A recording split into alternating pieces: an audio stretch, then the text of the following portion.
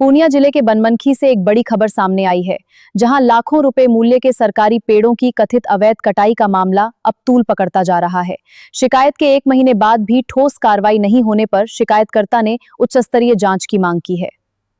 जहां एक पेड़ मां के नाम और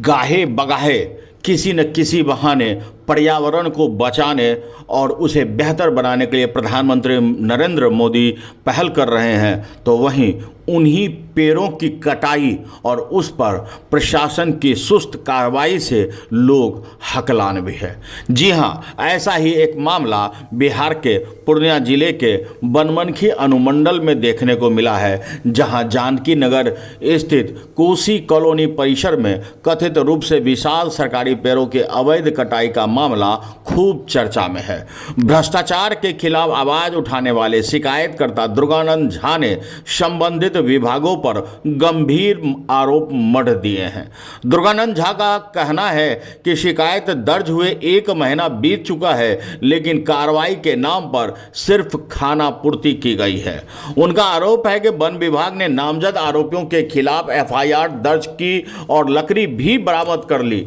लेकिन मामले में संलिप्त लोगों पर अब तक कोई प्रभावी कार्रवाई क्यों नहीं हुई।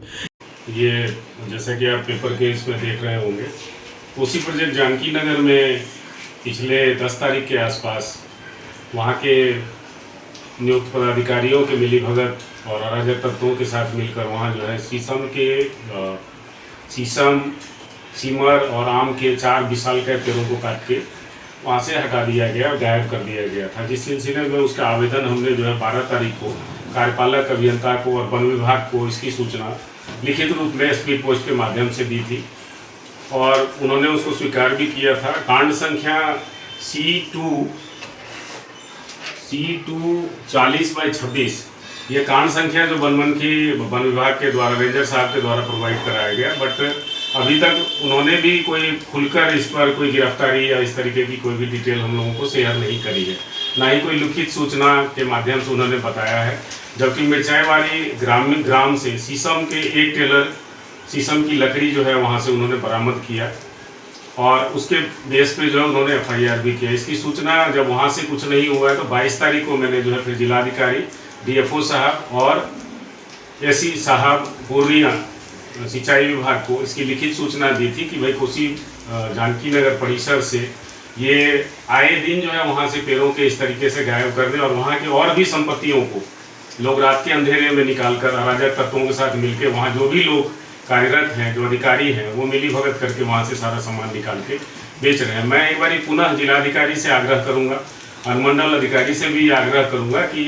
इसकी जो है अलग से जाँच करवाई जाए। विभाग में पूरा लिपापोती हो चुका है, 1 महीना होने को है, इस पर किसी भी तरह की कोई भी कार्रवाई होते हुए कहीं से भी नहीं दिख रही है, ना ही मुझे किसी तरह की कोई सूचना किसी विभाग के द्वारा इस पर कार्रवाई करने के बाद बताया गया है। मैं आग्रह करूंगा कि अलग से इसमें जो है सीआईडी के द्वारा जो है आप जांच करवाइए। वहाँ जितनी भी कोसी प्रोजेक्ट परिसर के अंदर जो अनियमितताएँ हैं और जो संपत्ति को नुकसान पहुँचाया जा रहा है, रात के अंधेरे में सरकारी संपत्ति को, पेड़ और भी बहुत सारी चीज़ें वहाँ हैं जिनको जो है धीरे धीरे बेचा जा रहा है, जिसकी सूचना सरकार तक नहीं पहुँच पा रही है। मैं इस आवेदन और इस वीडियो के माध्यम से ये कहना चाहूँगा कि वन पेड़ कटाई में जहाँ एक तरफ प्रधानमंत्री मोदी जी और बिहार सरकार पेड़ों को और पर्यावरण को लेकर इतनी चिंतित है कि अभी भी कुछ दिन पहले सभी नेताओं ने अपनी माँ के नाम पे एक पेड़ लगवाया है और जो 55 साल 60 साल पुराना पेड़ है उसको ये अधिकारी लोग मिली भगत काट के चंद पैसों के लिए काट के जो है बेचे जा रहे हैं। इस पर निश्चय ही कार्रवाई होनी चाहिए। मैं आग्रह करूँगा कि आप लोग इसकी जो है अलग से जाँच करवाइए और निश्चय ही इसमें बहुत सारी चीज़ें निकलेंगी। मेरा सहयोग जहाँ भी रहेगा, मैं जिलाधिकारी को और डीएफओ साहब को सुनिश्चित करना चाहता हूँ कि आप जब भी मुझे जहाँ भी बोलेंगे, जहाँ भी जो भी स्टेटमेंट देने के लिए और जो भी कागजात जिनके कुछ सबूत भी मेरे पास हैं कि आपकी संपत्तियों को चुरा करके बेचा जा रहा है, वो सारे सबूत मैं आपके सामने रखूँगा, लेकिन इस वचनबद्धता के साथ कि आप इसकी जाँच अलग से करवाएंगे। सीआईडी से इसकी जाँच करवा लीजिए, सारी चीज़ें एक एक परत करके खुल जाएंगी। अभी जानकारी में आया है कि वहाँ जानकी नगर में नियुक्त जो इंचार्ज जेई थे उनको रातों रात ट्रांसफर करके वो अपना बोरा बिस्तर लेके भाग चुके हैं, ताकि जो है इस केस में, चूंकि उनकी संलिप्तता है इसमें, इंचार्ज होने के नाते उनका दायित्व बनता है उनके रहते हुए वहाँ से 4 पेड़ जो है बेच के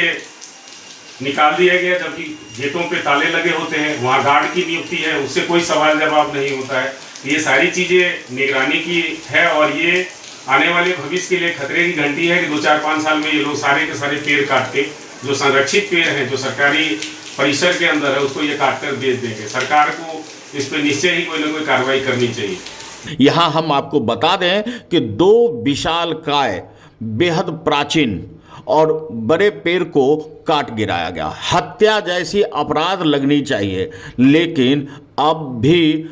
जो आरोपी है उन पर गाज नहीं गिरता दिख रहा है। बताया जा रहा है कि विभिन्न सिंचाई विभाग के एसडीओ आवास के समीप स्थित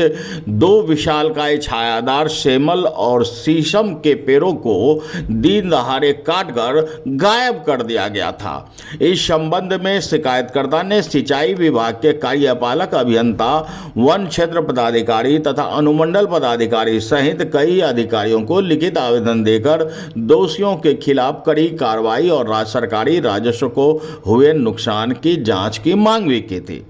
शिकायतकर्ता का कहना है कि विभागीय स्तर पर अपेक्षित कार्रवाई न होने के कारण अब उन्होंने राज्य सरकार से पूरे मामले की उच्च स्तरीय जांच कराने की मांग रख दी है। उन्होंने आरोप लगाया है कि कोसी कॉलोनी में लगातार सरकारी संपत्तियों को नुकसान पहुंचाया जा रहा है और जिम्मेदार लोगों पर कार्रवाई न होने से गलत संदेश भी जा रहा है। अब देखना होगा कि प्रशासन इस मामले में क्या कदम उठाती है और क्या दोषियों के खिलाफ सख्त कार्रवाई हो पाती है या नहीं।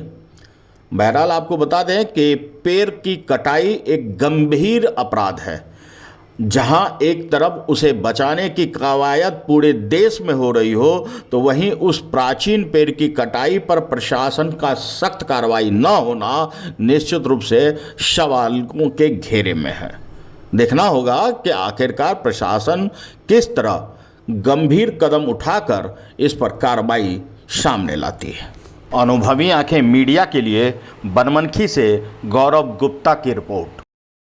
अनुभवी आंखें न्यूज चैनल को फेसबुक व एक्स हैंडल पर फॉलो करें, यूट्यूब पर लाइक और सब्सक्राइब करें। रिपोर्टर बनने के लिए व्हाट्सएप करें 8826277802।